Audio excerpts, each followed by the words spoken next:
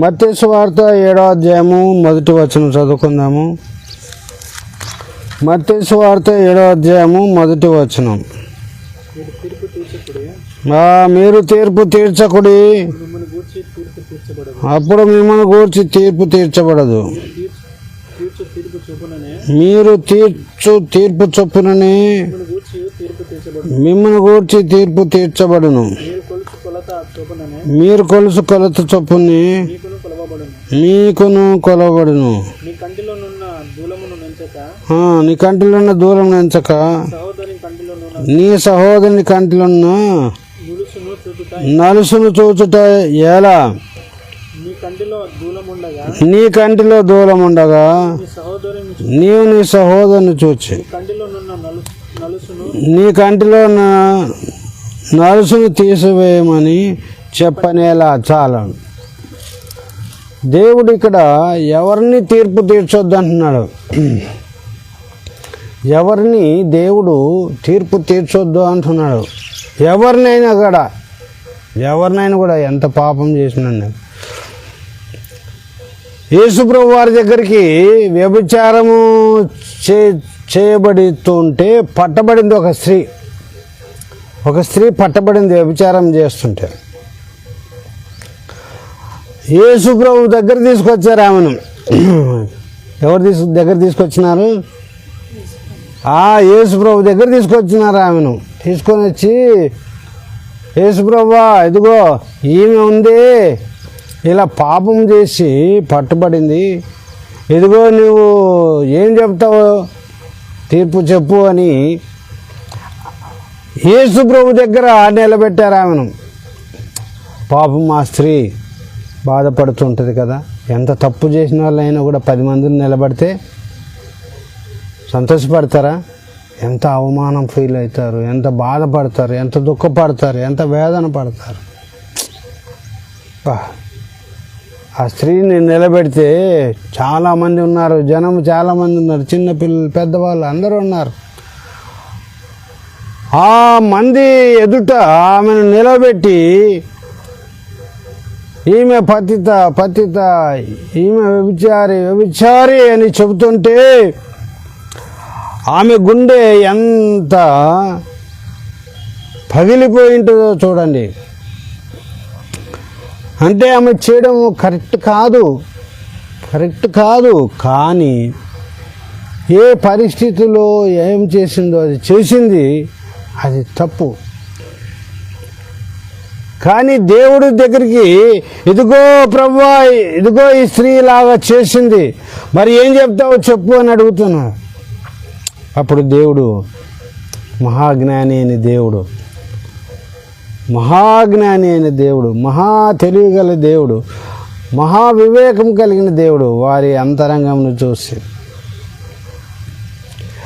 అంటున్నాడు, ఇదిగో మీలో పాపము చేయని వాడు ఎవడో ఉన్నాడో వాడు ముందర రాయండి ఆమె మీద అన్న.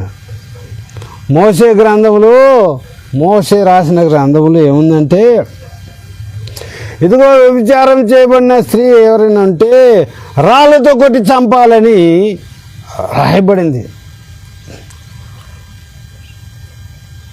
ఆ మాటను వారి ముందు పెట్టి, ఇదిగో మోసే ఇలా అన్నాడంటున్నారు కదా,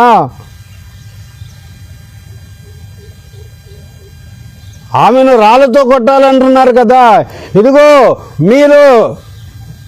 మీలో ఉన్నవాళ్ళు, ఇక్కడ ఉన్న వాళ్ళ ఏ పాపము చేయనివాడు, ఏ తప్పు చేయనివాడు ఉంటే ఫస్ట్ ఆమె మీద రాయి విసిరండి అని చెప్పాడు. చెప్తాలకల్లా గుండెలు పగిలిపోయినాయి.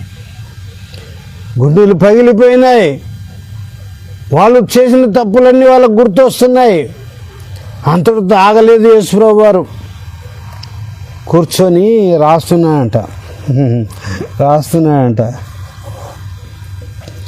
రాస్తున్నాడు యేసయ్యా, నీ పాపమంతా రాస్తున్నాడు యేసయ్యా. ఎన్నెన్ని పాపాలు, ఎన్నెన్ని నేరాలు చేశావో, నీ కథలన్నీ రాస్తున్నాడు, నీ కథలన్నీ రాస్తున్నాడు, రాస్తున్నాడు రాస్తున్నాడు యేసయ్యా, నీ పాపమంతా రాస్తున్నాడు యేసయ్యా. ఆ సన్నివేశాన్ని చూసి చదివి ఓ భక్తుడి పాట రాశాడు. అక్కడున్న వాళ్ళందరూ ఏక భయం వచ్చేసింది. ఎవరు ఇట్లా తొంగి చూస్తే వాళ్ళ పాపాలు వాళ్ళు చేసిన పాపాలు రాయడం కనపడుతుందంట. ఏం రాస్తున్నాడు ఆగు అని ఇట్లా చూస్తున్నారంట. ఎవరు చూస్తే వాళ్ళ పాపాలు కనపడుతుందంట, ఎవరు తొంగి చూస్తే వాళ్ళకి కనపడుతున్నాయంట, ఎవరు తొంగి చూస్తే వాళ్ళకి కనపడుతున్నాయంట. అందరూ విడిచిపెట్టి వెళ్ళిపోయారు, ఆమెను విడిచిపెట్టి వెళ్ళిపోయారు. అప్పుడు అంటున్నాడు, అమ్మా అయ్యా చెప్పండి అయ్యా చెప్పండి అయ్యా. అమ్మా వీళ్ళందరూ ఎక్కడికి వెళ్ళిపోయినారు? అందరూ వెళ్ళిపోయినారు అయ్యా. మరి ఎవరు నిన్ను రాళ్ళతో వేసి కొట్టలేదా? రాళ్ళతో కొట్టలేదా? అయ్యా లేదయ్యా, ఎవరు నన్ను కొట్టలేదయ్యా. అంతా నీ దయనేనయ్యా, నీ దయనేనయ్యా. నీ మాటలకు వాళ్ళు ఒక్కొక్కరు విని విడిచిపెట్టి వెళ్ళిపోయారయ్యా, విడిచిపెట్టి వెళ్ళిపోయినారయ్యా.